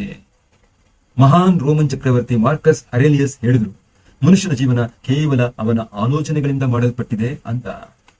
ರಾಲ್ಫ್ ವಾಲ್ಡೋ ಎಮರ್ಸನ್ ಹೇಳಿದಂತೆ ಮನುಷ್ಯನು ದಿನವಿಡೀ ಏನನ್ನು ಯೋಚಿಸುತ್ತಾನೋ ಅದೇ ಆಗುತ್ತಾನೆ. ನೀವು ಫಲಿತಾಂಶಕ್ಕಾಗಿ ಮಾತ್ರ ಸಾಕಷ್ಟು ಕಾಳಜಿ ವಹಿಸಿದರೆ ನೀವು ಅದನ್ನು ಬಹುತೇಕ ಖಚಿತವಾಗಿ ಸಾಧಿಸುತ್ತೀರಿ ಎಂದು ಅವರು ಹೇಳಿದರು. ನೀವು ಶ್ರೀಮಂತರಾಗಲು ಬಯಸಿದರೆ ನೀವು ಶ್ರೀಮಂತರಾಗುತ್ತೀರಿ. ನೀವು ಕಲಿಯಲು ಬಯಸಿದರೆ ನೀವು ಕಲಿಯುವಿರಿ. ನೀವು ಒಳ್ಳೆಯವರಾಗಲು ಬಯಸಿದರೆ ನೀವು ಒಳ್ಳೆಯವರಾಗುತ್ತೀರಿ. ಹಾಗಾದರೆ ನೀವು ಮಾತ್ರ ನಿಜವಾಗಿಯೂ ಈ ವಿಷಯಗಳನ್ನು ಪ್ರತ್ಯೇಕವಾಗಿ ಬಯಸಬೇಕು ಮತ್ತು ಅದೇ ಸಮಯದಲ್ಲಿ ಇತರ 100 ಹೊಂದಾಣಿಕೆಯಾಗದ ವಿಷಯಗಳನ್ನು ಬಲವಾಗಿ ಬಯಸಬಾರದು. ಬೈಬಲಿನಲ್ಲಿ ತೋರಿಸಿರುವಂತೆ ಮಾರ್ಕ್ 9:23 ಪ್ರಕಾರ ಯಾರಿಗೂ ಎಲ್ಲವನ್ನೂ ಸಾಧಿಸಲು ಸಾಧ್ಯವಿದೆ ಎಂಬ ನಂಬಿಕೆ ಇರುತ್ತದೆಯೋ ಅವರಿಗೆ ಎಲ್ಲವೂ ಸಾಧ್ಯವಿದೆ. ಡಾಕ್ಟರ್ ನಾರ್ಮನ್ ವಿನ್ಸೆಂಟ್ ಪೀಲ್ ಹೀಗೆ ಹೇಳಿದರು, ಇದು ಬ್ರಹ್ಮಾಂಡದ ಶ್ರೇಷ್ಠ ನಿಯಮಗಳಲ್ಲಿ ಒಂದಾಗಿದೆ. ನಾನು ಅದನ್ನು ಬಹಳ ಚಿಕ್ಕವರಿದ್ದಾಗಲೇ ಕಂಡುಕೋಬೇಕಿತ್ತೆಂದು ಬಯಸುತ್ತೇನೆ. ಇದು ನನ್ನ ಜೀವನದಲ್ಲಿ ಬಹಳ ಕಾಲದ ನಂತರ ಬೆಳಕಿಗೆ ಬಂದಿತು ಮತ್ತು ದೇವರೊಂದಿಗಿನ ನನ್ನ ಸಂಬಂಧದ ಹೊರತಾಗಿ ಇದು ನನ್ನ ಅತಿ ದೊಡ್ಡ ಆವಿಷ್ಕಾರವೆಂದು ನಾನು ಕಂಡುಕೊಂಡೆ. ಮತ್ತು ಸಂಕ್ಷಿಪ್ತವಾಗಿ ಮತ್ತು ಸರಳವಾಗಿ ಹೇಳಲಾದ ಮಹಾನ್ ನಿಯಮವೆಂದರೆ, ನೀವು ನಕಾರಾತ್ಮಕವಾಗಿ ಯೋಚಿಸಿದರೆ ನೀವು ನಕಾರಾತ್ಮಕ ಫಲಿತಾಂಶಗಳನ್ನು ಪಡೆಯುತ್ತೀರಿ. ನೀವು ಸಕಾರಾತ್ಮಕವಾಗಿ ಯೋಚಿಸಿದರೆ ನೀವು ಸಕಾರಾತ್ಮಕ ಫಲಿತಾಂಶಗಳನ್ನು ಸಾಧಿಸುತ್ತೀರಿ. ಇದು ಸರಳವಾದ ಸತ್ಯವಾಗಿದೆ. ಇದು ಸಮೃದ್ಧಿ ಮತ್ತು ಯಶಸ್ಸಿನ ಆಶ್ಚರ್ಯಕರ ನಿಯಮದ ಆಧಾರವಾಗಿದೆ. 3 ಪದಗಳಲ್ಲಿ ಹೇಳಬೇಕಾದರೆ, ನಂಬಿರಿ ಮತ್ತು ಯಶಸ್ವಿಯಾಗಿರಿ. ವಿಲಿಯಂ ಶೇಕ್ಸ್ಪಿಯರ್ ಇದನ್ನು ಈ ರೀತಿ ಹೇಳಿದ್ದಾರೆ, ನಮ್ಮ ಅನುಮಾನಗಳು ದೇಶದ್ರೋಹಿಗಳು ಮತ್ತು ಪ್ರಯತ್ನಿಸಲು ಭಯಪಡುವ ಮೂಲಕ ನಾವು ಆಗಾಗ್ಗೆ ಗೆಲ್ಲಬಹುದಾದ ಒಳ್ಳೆಯದನ್ನು ಕಳೆದುಕೊಳ್ಳುವಂತೆ ಮಾಡುತ್ತದೆ. ಜಾರ್ಜ್ ಬರ್ನಾರ್ಡ್ ಶಾ ಹೇಳಿದ್ರು, ಜನರು ಯಾವಾಗಲೂ ತಮ್ಮ ಪರಿಸ್ಥಿತಿಗಳಿಗೆ ಸಂದರ್ಭ ಸನ್ನಿವೇಶಗಳೇ ಕಾರಣ ಅಂತ ಅದನ್ನ ದೂಷಿಸುತ್ತಿದ್ದಾರೆ. ನನಗೆ ಸನ್ನಿವೇಶಗಳ ಮೇಲೆ ನಂಬಿಕೆ ಇಲ್ಲ. ಈ ಜಗತ್ತಿನಲ್ಲಿ ಮೇಲಕ್ಕೆ ಹೋಗುವ ಜನರು ಯಾರೆಂದ್ರೆ ಯಾರು ಎದ್ದು ನಿಂತು ತಮಗೆ ಬೇಕಾದ ಪರಿಸ್ಥಿತಿಗಳನ್ನು ಹುಡುಕುವಂತ ಜನರಾಗಿರ್ತಾರೆ ಮತ್ತು ಒಂದು ವೇಳೆ ಅದು ಸಿಗದೇ ಇದ್ರೆ ಅವುಗಳನ್ನ ತಾವೇ ರಚಿಸಿಕೊಳ್ಳುವಂತಹವರಾಗಿರುತ್ತಾರೆ. ಒಂದು ನಿರ್ದಿಷ್ಟವಾದ ಮತ್ತು ಸಾರ್ಥಕವಾದ ಗುರಿಯ ಬಗ್ಗೆ ಯೋಚಿಸುತ್ತಿರುವ ವ್ಯಕ್ತಿಯು ಅದನ್ನು ಸಾಧಿಸುತ್ತಾನೆ ಎಂಬುದು ಈಗ ತಾರ್ಕಿಕವಾಗಿ ಗೊತ್ತಿದೆ. ಯಾಕಂದ್ರೆ ಅವನು ಅದರ ಬಗ್ಗೆಯೇ ಯೋಚಿಸುತ್ತಿದ್ದಾನೆ ಮತ್ತು ನಾವು ಏನು ಯೋಚಿಸುತ್ತೇವೆಯೋ ಅದೇ ಆಗುತ್ತೇವೆ. ಇದಕ್ಕೆ ವಿರುದ್ಧವಾಗಿ ಯಾವುದೇ ಗುರಿ ಇಲ್ಲದ, ತಾನು ಎಲ್ಲಿಗೆ ಹೋಗುತ್ತಿದ್ದೇನೆ ಎಂದು ತಿಳಿಯದ ಮತ್ತು ಅದರಿಂದ ಗೊಂದಲ, ಆತಂಕ, ಭಯ ಮತ್ತು ಚಿಂತೆಗಳ ಆಲೋಚನೆಗಳಿರುವ ವ್ಯಕ್ತಿ ತಾನು ಏನು ಯೋಚಿಸುತ್ತಾನೋ ಅದೇ ಆಗುತ್ತಾನೆ. ಅವನ ಜೀವನವು ಹತಾಶೆ, ಭಯ, ಆತಂಕ ಮತ್ತು ಚಿಂತೆಗಳಿಂದ ಕೂಡಿರುತ್ತದೆ ಮತ್ತು ಅವನು ಏನನ್ನೂ ಯೋಚಿಸದಿದ್ದರೆ ಅವನು ಏನೂ ಆಗುವುದಿಲ್ಲ. ಈಗ ಅದು ಹೇಗೆ ಕಾರ್ಯನಿರ್ವಹಿಸುತ್ತದೆ? ನಾವು ಏನನ್ನು ಯೋಚಿಸುತ್ತೇವೆಯೋ ಅದನ್ನೇ ನಾವು ಏಕೆ ಯೋಚಿಸುತ್ತೇವೆ. ನಮಗೆ ತಿಳಿದಿರುವಂತೆ ಇದು ಹೇಗೆ ಕಾರ್ಯನಿರ್ವಹಿಸುತ್ತದೆ ಎಂಬುದನ್ನು ನಾನು ನಿಮಗೆ ಹೇಳುತ್ತೇನೆ. ಈಗ ಇದನ್ನು ಮಾಡಲು ನಾನು ನಿಮಗೆ ಮಾನವನ ಮನಸ್ಸಿಗೆ ಸಮಾನಾಂತರವಾದ ಪರಿಸ್ಥಿತಿಯ ಬಗ್ಗೆ ಹೇಳಲು ಬಯಸುತ್ತೇನೆ. ಒಬ್ಬ ರೈತನಿಗೆ ಸ್ವಲ್ಪ ಭೂಮಿ ಇದೆ ಎಂದು ಭಾವಿಸೋಣ. ಇದು ಉತ್ತಮ ಫಲವತ್ತಾದ ಭೂಮಿಯಾಗಿದೆ. ಈಗ ಭೂಮಿ ರೈತರಿಗೆ ಒಂದು ಆಯ್ಕೆಯನ್ನು ನೀಡುತ್ತದೆ. ಆ ಭೂಮಿಯಲ್ಲಿ ಆತ ತನಗೆ ಬೇಕಾದಂತೆ ಗಿಡಗಳನ್ನು ನೆಡಬಹುದು. ಭೂಮಿಗೆ ಯಾವುದೇ ಕಾಳಜಿ ಇಲ್ಲ. ನಿರ್ಧಾರ ತೆಗೆದುಕೊಳ್ಳುವುದು ರೈತನಿಗೆ ಬಿಟ್ಟದ್ದು. ಈಗ ನೆನಪಿಡಿ, ನಾವು ಮಾನವನ ಮನಸ್ಸನ್ನು ಭೂಮಿಯೊಂದಿಗೆ ಹೋಲಿಸುತ್ತಿದ್ದೇವೆ. ಯಾಕಂದ್ರೆ ಭೂಮಿಯಂತೆಯೇ ನೀವು ಅದರಲ್ಲಿ ಏನು ನೆಡುತ್ತೀರಿ ಎಂಬುದರ ಬಗ್ಗೆ ಮನಸ್ಸು ಕಾಳಜಿ ವಹಿಸುವುದಿಲ್ಲ. ನೀವು ಏನನ್ನು ನೆಡುತ್ತೀರೋ ಅದನ್ನು ಭೂಮಿ ಹಿಂದಿರುಗಿಸುತ್ತದೆ. ಆದ್ರೆ ನೀವು ಏನನ್ನು ನೆಡುತ್ತೀರಿ ಎಂಬುದರ ಬಗ್ಗೆ ಅದು ಕೊಂಚವೂ ತಲೆ ಕೆಡಿಸಿಕೊಳ್ಳುವುದಿಲ್ಲ. ಈಗ ರೈತನ ಕೈಯಲ್ಲಿ 2 ಬೀಜಗಳಿವೆ ಎಂದು ಹೇಳೋಣ. ಒಂದು ಜೋಳದ ಬೀಜ, ಇನ್ನೊಂದು ನೈಟ್ರೇಟ್, ಮಾರಣಾಂತಿಕ ವಿಷ. ಅವನು ಭೂಮಿಯಲ್ಲಿ 2 ಸಣ್ಣ ರಂಧ್ರಗಳನ್ನು ಮಾಡುತ್ತಾನೆ ಮತ್ತು ಅವನು 2 ಬೀಜಗಳನ್ನು ನೆಡುತ್ತಾನೆ, ಒಂದು ಜೋಳ, ಇನ್ನೊಂದು ನೈಟ್ರೇಟ್. ಅವನು ರಂಧ್ರಗಳನ್ನು ಮುಚ್ಚಿ ನೀರನ್ನು ಹಾಕುತ್ತಾನೆ ಮತ್ತು ಭೂಮಿಯನ್ನು ನೋಡಿಕೊಳ್ಳುತ್ತಾನೆ. ಇದು ಏನಾಗುತ್ತದೆ? ಏನು ಬದಲಾಗದೆ ಭೂಮಿಯು ನೆಟ್ಟದ್ದನ್ನು ಹಿಂದಿರುಗಿಸುತ್ತದೆ. ನೀವು ಬಿತ್ತಿದಂತೆ ಬೆಳೆ ಕೊಯ್ಯುತ್ತೀರಿ ಎಂದು ಬೈಬಲಿನಲ್ಲಿ ಬರೆಯಲಾಗಿದೆ. ನೆನಪಿಡಿ, ಭೂಮಿಗೆ ಯಾವುದೇ ಕಾಳಜಿ ಇಲ್ಲ. ಇದು ಜೋಳದಷ್ಟೇ ಅದ್ಭುತವಾದ ಪ್ರಮಾಣದಲ್ಲಿ ವಿಷವನ್ನು ಸಹ ಹಿಂದಿರುಗಿಸುತ್ತದೆ. ಆದ್ದರಿಂದ 2 ಸಸ್ಯಗಳು ಬರುತ್ತವೆ, ಒಂದು ಜೋಳ, ಇನ್ನೊಂದು ವಿಷ. ಈಗ ಮಾನವನ ಮನಸ್ಸು ಭೂಮಿಗಿಂತ ಹೆಚ್ಚು ಫಲವತ್ತಾಗಿದೆ, ಹೆಚ್ಚು ನಂಬಲಾಗದ ಮತ್ತು ನಿಗೂಢವಾಗಿದೆ. ಆದರೆ ಅದು ಅದೇ ರೀತಿಯಲ್ಲಿ ಕಾರ್ಯನಿರ್ವಹಿಸುತ್ತದೆ. ನಾವು ಏನು ನೆಡುತ್ತೇವೆ ಎಂಬುದು ಮುಖ್ಯವಲ್ಲ. ಯಶಸ್ಸ ಅಥವಾ ವೈಫಲ್ಯನ ಅಥವಾ ನಿರ್ದಿಷ್ಟವಾದ ಸಾರ್ಥಕವಾದ ಗುರಿನ, ಇಲ್ಲ ಗೊಂದಲ, ತಪ್ಪು ತಿಳುವಳಿಕೆ, ಭಯ, ಆತಂಕ ಇತ್ಯಾದಿನ. ಆದರೆ ನಾವು ಏನನ್ನು ನೆಡುತ್ತೇವೋ ಅದು ನಮಗೆ ಮರಳಿ ಬರುತ್ತದೆ. ಮಾನವನ ಮನಸ್ಸು ಭೂಮಿಯ ಮೇಲಿನ ಕೊನೆಯ ದೊಡ್ಡ ಅನ್ವೇಷಿಸದ ಖಂಡವಾಗಿದೆ ಎಂದು ನೀವು ನೋಡಿರುತ್ತೀರಿ. ಇದು ನಮ್ಮ ಕನಸುಗಳನ್ನು ಮೀರಿದ ಸಂಪತ್ತನ್ನು ಹೊಂದಿದೆ. ನಾವು ನೆಡಲು ಬಯಸುವ ಯಾವುದನ್ನಾದರೂ ಅದು ಹಿಂದಿರುಗಿಸುತ್ತದೆ. ಈಗ ನೀವು ಹೇಳಬಹುದು, ಅದು ನಿಜವಾಗಿದ್ದರೆ ಜನರು ತಮ್ಮ ಮನಸ್ಸನ್ನು ಏಕೆ ಹೆಚ್ಚು ಬಳಸುವುದಿಲ್ಲ ಎಂದು. ಅದಕ್ಕೂ ಅವರು ಉತ್ತರವನ್ನು ಕಂಡುಕೊಂಡಿದ್ದಾರೆ ಎಂದು ನಾನು ಭಾವಿಸುತ್ತೇನೆ. ನಮ್ಮ ಮನಸ್ಸು ಹುಟ್ಟಿನಿಂದಲೇ ಪ್ರಮಾಣಿತ ಸಾಧನವಾಗಿ ಬರುತ್ತದೆ. ಇದು ಉಚಿತವಾಗಿದೆ ಮತ್ತು ನಮಗೆ ಉಚಿತವಾಗಿ ನೀಡಲಾಗುವ ವಸ್ತುಗಳಿಗೆ ನಾವು ಕಡಿಮೆ ಮೌಲ್ಯವನ್ನು ನೀಡುತ್ತೇವೆ. ನಾವು ಹಣವನ್ನು ಪಾವತಿಸುವ ವಸ್ತುಗಳನ್ನು ಹೆಚ್ಚು ಗೌರವಿಸುತ್ತೇವೆ. ವಿರೋಧಾಭಾಸವೆಂದ್ರೆ ಇದು ಹಿಮ್ಮುಖವಾಗಿದೆ. ಜೀವನದಲ್ಲಿ ನಿಜವಾಗಿಯೂ ಅಮೂಲ್ಯವಾಗಿರುವುದೆಲ್ಲವೂ ನಮಗೆ ಉಚಿತವಾಗಿ ಬಂದವುಗಳಾಗಿರುತ್ತವೆ. ನಮ್ಮ ಮನಸ್ಸು, ನಮ್ಮ ಆತ್ಮ, ನಮ್ಮ ದೇಹ, ನಮ್ಮ ಭರವಸೆಗಳು, ನಮ್ಮ ಕನಸುಗಳು, ನಮ್ಮ ಮಹತ್ವಾಕಾಂಕ್ಷೆಗಳು, ನಮ್ಮ ಬುದ್ಧಿವಂತಿಕೆ, ಕುಟುಂಬ, ಮಕ್ಕಳು ಮತ್ತು ಸ್ನೇಹಿತರ ಮೇಲಿನ ನಮ್ಮ ಪ್ರೀತಿ, ಈ ಎಲ್ಲಾ ಅಮೂಲ್ಯ ಆಸ್ತಿಗಳು ಉಚಿತವಾಗಿದೆ. ಆದರೆ ನಮಗೆ ಹಣ ವೆಚ್ಚ ಮಾಡಿ ಖರೀದಿಸುವ ವಸ್ತುಗಳು ನಿಜವಾಗಿಯೂ ತುಂಬಾ ಅಗ್ಗವಾಗಿದೆ ಮತ್ತು ಯಾವುದೇ ಸಮಯದಲ್ಲಿ ಬದಲಾಯಿಸಬಹುದು. ಒಬ್ಬ ಒಳ್ಳೆಯ ವ್ಯಕ್ತಿಯನ್ನು ಸಂಪೂರ್ಣವಾಗಿ ಅಳಿಸಿ ಹಾಕಿ ಬಿಡಬಹುದು ಮತ್ತು ಮತ್ತೊಂದು ಸಂಪತ್ತನ್ನು ಕೂಡ ಗಳಿಸಿ ಬಿಡಬಹುದು. ಅವನು ಅದನ್ನು ಹಲವಾರು ಬಾರಿ ಮಾಡಬಹುದು. ನಮ್ಮ ಮನೆ ಸುಟ್ಟು ಹೋದರೂ ನಾವು ಅದನ್ನು ಪುನರ್ ನಿರ್ಮಿಸಬಹುದು. ಆದರೆ ನಾವು ವ್ಯರ್ಥವಾಗಿ ಪಡೆದ ವಸ್ತುಗಳನ್ನು ನಾವು ಎಂದಿಗೂ ಬದಲಿಸಲು ಸಾಧ್ಯವಿಲ್ಲ. ನಾವು ನಮ್ಮ ಮನಸ್ಸನ್ನು ತುಂಬಾ ಲಘುವಾಗಿ ಪರಿಗಣಿಸುತ್ತೇವೆ. ಪರಿಚಿತತೆಯು ತಿರಸ್ಕಾರವನ್ನು ಹುಟ್ಟುಹಾಕುತ್ತದೆ. ಇದು ನಾವು ಅದಕ್ಕೆ ನಿಯೋಜಿಸಿರುವ ಯಾವುದೇ ರೀತಿಯ ಕೆಲಸವನ್ನು ಮಾಡಬಹುದು. ಆದರೆ ಸಾಮಾನ್ಯವಾಗಿ ಹೇಳುವುದಾದರೆ ನಾವು ಅದನ್ನು ದೊಡ್ಡ ಪ್ರಮುಖ ಕೆಲಸಗಳ ಬದಲಿಗೆ ಸಣ್ಣ ತುಚ್ಛ ಕೆಲಸಗಳಿಗೆ ಬಳಸುತ್ತೇವೆ. ನಮ್ಮಲ್ಲಿ ಹೆಚ್ಚಿನವರು ತಮ್ಮ ಸಾಮರ್ಥ್ಯದ ಕೇವಲ 10% ಮಾತ್ರ ಕಾರ್ಯನಿರ್ವಹಿಸುತ್ತಿದ್ದಾರೆ ಎಂದು ವಿಶ್ವವಿದ್ಯಾಲಯಗಳು ತಮ್ಮ ಅಧ್ಯಯನಗಳಿಂದ ಸಾಬೀತುಪಡಿಸಿವೆ. ಈಗಲೇ ನಿರ್ಧರಿಸಿ, ನಿಮಗೇನು ಬೇಕು. ನಿಮ್ಮ ಗುರಿಯನ್ನು ನಿಮ್ಮ ಮನಸ್ಸಿನಲ್ಲಿ ಇಟ್ಟುಕೊಳ್ಳಿ. ಇದು ನಿಮ್ಮ ಇಡೀ ಜೀವನದಲ್ಲಿ ನೀವು ತೆಗೆದುಕೊಳ್ಳುವ ಅತ್ಯಂತ ಪ್ರಮುಖ ನಿರ್ಧಾರವಾಗಿದೆ. ನೀವು ಅತ್ಯುತ್ತಮ ಮಾರಾಟಗಾರರಾಗಲು ಬಯಸುತ್ತೀರಾ? ನಿಮ್ಮ ನಿರ್ದಿಷ್ಟ ಕೆಲಸದಲ್ಲಿ ನೀವು ಉತ್ತಮ ಸಾಧನೆ ಮಾಡಲು ಬಯಸುತ್ತೀರಾ? ನೀವು ನಿಮ್ಮ ಕಂಪನಿಯಲ್ಲಿ, ನಿಮ್ಮ ಸಮುದಾಯದಲ್ಲಿ ಬೇರೆ ಬೇರೆ ಸ್ಥಳಗಳಿಗೆ ಹೋಗಲು ಬಯಸುತ್ತೀರಾ? ನೀವು ಮಾಡಬೇಕಾಗಿರುವುದು ಇಷ್ಟೇ: ನಿಮ್ಮ ಮನಸ್ಸಿನಲ್ಲಿ ಆ ಬೀಜವನ್ನು ನೆಡುವುದು, ಅದರ ಬಗ್ಗೆ ಕಾಳಜಿ ವಹಿಸುವುದು, ನಿಮ್ಮ ಗುರಿಯತ್ತ ಸ್ಥಿರವಾಗಿ ಕೆಲಸ ಮಾಡುವುದು, ಮತ್ತು ಅದು ಬೇಗ ವಾಸ್ತವವಾಗಿ ಬಿಡುತ್ತದೆ. ಹಾಗೆ ಆಗದೆ ಇರೋದಕ್ಕೆ ಸಾಧ್ಯನೇ ಇಲ್ಲ. ನೀವು ನೋಡಿ, ಅದೇ ನಿಯಮ ಸರ್ ಐಸಾಕ್ ನ್ಯೂಟನ್ನರ ನಿಯಮಗಳಂತೆ ಗುರುತ್ವಾಕರ್ಷಣೆಯ ನಿಯಮಗಳು. ನೀವು ಕಟ್ಟಡದ ಮೇಲೆ ಹತ್ತಿ ಜಿಗಿದರೆ ನೀವು ಸದಾ ಕೆಳಗೆ ಹೋಗುತ್ತೀರಿ. ನೀವು ಎಂದಿಗೂ ಮೇಲಕ್ಕೆ ಹೋಗುವುದಿಲ್ಲ. ಇದು ಪ್ರಕೃತಿಯ ಇತರ ನಿಯಮಗಳಿಗೂ ಅನ್ವಯಿಸುತ್ತದೆ. ಅವರು ಯಾವಾಗಲೂ ಕೆಲಸ ಮಾಡುತ್ತಾರೆ, ಆದರೆ ಹೊಂದಿಕೊಳ್ಳಲಾರರು. ನಿಮ್ಮ ಗುರಿಯ ಬಗ್ಗೆ ಶಾಂತವಾದ ಸಕಾರಾತ್ಮಕ ರೀತಿಯಲ್ಲಿ ಯೋಚಿಸಿ. ನೀವು ಈಗಾಗಲೇ ಈ ಗುರಿಯನ್ನು ಸಾಧಿಸಿದ್ದೀರಿ ಎಂದು ನಿಮ್ಮ ಮನಸ್ಸಿನಲ್ಲಿ ಊಹಿಸಿಕೊಳ್ಳಿ. ನೀವು ನಿಮ್ಮ ಗುರಿಯನ್ನು ತಲುಪಿದಾಗ ಏನು ಮಾಡುತ್ತಿರುತ್ತೀರಾ ಎಂಬುದನ್ನು ನೀವೇ ಊಹಿಸಿಕೊಂಡು ಕಲ್ಪಿಸಿಕೊಳ್ಳಿ. ವೈದ್ಯಕೀಯ ಸಂಶೋಧನೆಯು ನಮ್ಮನ್ನು ಉತ್ತಮ ಆರೋಗ್ಯ ಮತ್ತು ದೀರ್ಘಾಯುಷ್ಯದ ಹೊಸ ಪ್ರಸ್ಥಭೂಮಿಗೆ ಏರಿಸಿರುವ ಸಮಯ ಇದಾಗಿದೆ. ನಮ್ಮಲ್ಲಿ ಅನೇಕರು ನಮಗೆ ಉಪಯೋಗಕ್ಕೆ ಬರುವ ಕೆಲವು ದೊಡ್ಡ ನಿಯಮಗಳನ್ನು ಕಲಿಯದೆ ತಮ್ಮದೇ ಆದ ಸಣ್ಣ ವೈಯಕ್ತಿಕ ಮಾರ್ಗಗಳಲ್ಲಿ ವಿಷಯಗಳನ್ನು ನಿಭಾಯಿಸಲು ಪ್ರಯತ್ನಿಸುತ್ತಾ ಇರುತ್ತಾರೆ ಅನ್ನೋದು ನಮ್ಮನ್ನು ಚಿಂತೆಗೆ ದೂಡಿಬಿಡುತ್ತದೆ. ಈ ವಿಷಯಗಳನ್ನು ನಾವು ನಮ್ಮ ಅಭ್ಯಾಸದ ಚಿಂತನೆಯ ಮೂಲಕ ನಮ್ಮ ಮೇಲೆ ತರುತ್ತೇವೆ. ನಮ್ಮಲ್ಲಿ ಪ್ರತಿಯೊಬ್ಬರು ತಮ್ಮದೇ ಆದ ಆಲೋಚನೆಗಳ ಒಟ್ಟು ಮೊತ್ತವಾಗಿದ್ದೇವೆ. ಆತ ಎಲ್ಲಿರಬೇಕು ಅಂತ ಅಂದುಕೊಳ್ಳುತ್ತಾನೋ ಆತ ಅಲ್ಲೇ ಇರುತ್ತಾನೆ. ಯಾಕಂದರೆ ಆತನಿಗೆ ಅಲ್ಲಿರುವುದೇ ಇಷ್ಟ ಆಗಿರುತ್ತೆ. ಅದನ್ನು ಆತ ಒಪ್ಪಿಕೊಳ್ಳಲೇ ಬಿಡಲಿ. ನಾವೆಲ್ಲರೂ ಭವಿಷ್ಯದಲ್ಲಿ ಅವರ ಆಲೋಚನೆಗಳ ಫಲದಿಂದ ಬದುಕಬೇಕು. ಏಕೆಂದರೆ ನೀವು ಇಂದು ಮತ್ತು ನಾಳೆ ಏನನ್ನು ಯೋಚಿಸುತ್ತೀರಿ, ಮುಂದಿನ ತಿಂಗಳು ಮತ್ತು ಮುಂದಿನ ವರ್ಷ ನಿಮ್ಮ ಜೀವನವನ್ನು ಅದು ರೂಪಿಸುತ್ತದೆ ಮತ್ತು ನಿಮ್ಮ ಭವಿಷ್ಯವನ್ನು ನಿರ್ಧರಿಸುತ್ತದೆ. ನೀವು ನಿಮ್ಮ ಮನಸ್ಸಿನಿಂದ ಮಾರ್ಗದರ್ಶಿಸಲ್ಪಡುತ್ತೀರಿ. ಒಮ್ಮೆ ನಾನು ಬಳ್ಳಾರಿಯ ಮೂಲಕ ಪ್ರಯಾಣ ಮಾಡುತ್ತಿದ್ದಾಗ ದಾರಿ ಮಧ್ಯೆ ಅತೀ ದೊಡ್ಡ ಶಬ್ದ ಮಾಡುತ್ತಾ ಚಲಿಸುತ್ತಿರುವ ಒಂದು ದೈತ್ಯ ಮೋಟಾರು ವಾಹನವನ್ನು ನೋಡಿದೆ. ಅದು 30 ಟನ್ಗಳಷ್ಟು ಮಣ್ಣನ್ನು ಹೊತ್ತುಕೊಂಡಿದ್ದು ಅಗಾಧವಾದ ಹಾಗೂ ನಂಬಲ ಸಾಧ್ಯವಾದ ಯಂತ್ರದಂತೆ ತೋರಿಸುತ್ತಿತ್ತು. ಅದರಲ್ಲಿ ಒಬ್ಬ ಅತಿ ಸಣ್ಣದಾಗಿ ತೋರುವ ಮನುಷ್ಯ ಕುಳಿತಿದ್ದು, ಅವನು ತನ್ನ ಕೈಯಲ್ಲಿ ಸ್ಟೇರಿಂಗ್ ಅನ್ನು ಹಿಡಿದುಕೊಂಡು ಅದನ್ನು ಮಾರ್ಗದರ್ಶನ ಮಾಡಿಕೊಂಡು ತನ್ನ ಹತೋಟಿಯಲ್ಲಿ ಇಟ್ಟುಕೊಂಡಿದ್ದನು. ನಾನು ಮುಂದೆ ಪ್ರಯಾಣ ಮುಂದುವರಿಸಿದಾಗ ನನ್ನ ತಲೆಗೆ ಅಪ್ಪಳಿಸಿದಂತಹ ವಿಷಯವೆಂದರೆ ಆ ಯಂತ್ರ ಮತ್ತು ಮೋಟಾರಿಗೂ ಮತ್ತು ಮನುಷ್ಯನ ಮನಸ್ಸಿಗೂ ಇರುವ ಸಾಮ್ಯತೆ. ನೀವೇನಾದರೂ ಅಂತಹ ಬೃಹತ್ ಶಕ್ತಿಯ ಮೂಲವನ್ನು ನಿಯಂತ್ರಿಸುವ ಸ್ಥಾನದಲ್ಲಿ ಕುಳಿತಿದ್ದೀರಿ ಅಂತ ಭಾವಿಸೋಣ. ಆಗ ನೀವು ಹಿಂದೆ ಕುಳಿತು ನಿಮ್ಮ ಕೈಗಳನ್ನು ಕಟ್ಟಿಕೊಂಡು ಆ ಬೃಹತ್ ಮೋಟಾರು ಯಂತ್ರ ಯಾವುದಾದರೂ ಕಂದಕಕ್ಕೆ ಹೋಗಿ ಬಿಡೋದಕ್ಕೆ ಅವಕಾಶ ಮಾಡಿಕೊಡ್ತೀರಾ? ಅಥವಾ ನೀವು ಎರಡೂ ಕೈಗಳನ್ನು ಆ ಸ್ಟೇರಿಂಗ್ ನ ಮೇಲೆ ದೃಢವಾಗಿ ಇಟ್ಟುಕೊಂಡು ಅದನ್ನು ನಿರ್ದಿಷ್ಟ ಹಾಗೂ ಉಪಯುಕ್ತ ಉದ್ದೇಶಕ್ಕಾಗಿ ಆ ಶಕ್ತಿಯನ್ನು ನಿಯಂತ್ರಿಸಲು ಮತ್ತು ನಿರ್ದೇಶಿಸಲು ಹೋಗುತ್ತೀರಾ? ನೀವು ಡ್ರೈವರ್ ಸೀಟಿನಲ್ಲಿರೋದ್ರಿಂದ ಅದು ನಿಮಗೆ ಬಿಟ್ಟಿದ್ದು. ನೀವು ಗಮನಿಸಿದರೆ ಯಶಸ್ಸಿನ ನಿಯಮದ ಪ್ರಕಾರ ಯಶಸ್ಸು 2 ಅಲಗಿನ ಕತ್ತಿಯಾಗಿರುತ್ತೆ. ಆದರೆ ನಾವು ನಮ್ಮ ಆಲೋಚನೆಯನ್ನು ನಿಯಂತ್ರಿಸಬೇಕು ಅಷ್ಟೇ. ಯಾಕಂದ್ರೆ ಅದೇ ನಿಮ್ಮ ಜನರನ್ನು ಯಶಸ್ಸು, ಸಂಪತ್ತು, ಸಂತೋಷ ಮತ್ತು ಅವರು ಕಾಣುವ ಕನಸುಗಳೆಲ್ಲವನ್ನು ಸಿಗುವ ತರ ಮಾಡುತ್ತೆ ಮತ್ತು ಅದೇ ನಿಯಮ ಅವರನ್ನು ಪ್ರಪಾತಕ್ಕೆ ಕೂಡ ತಳ್ಳಿಬಿಡುತ್ತೆ.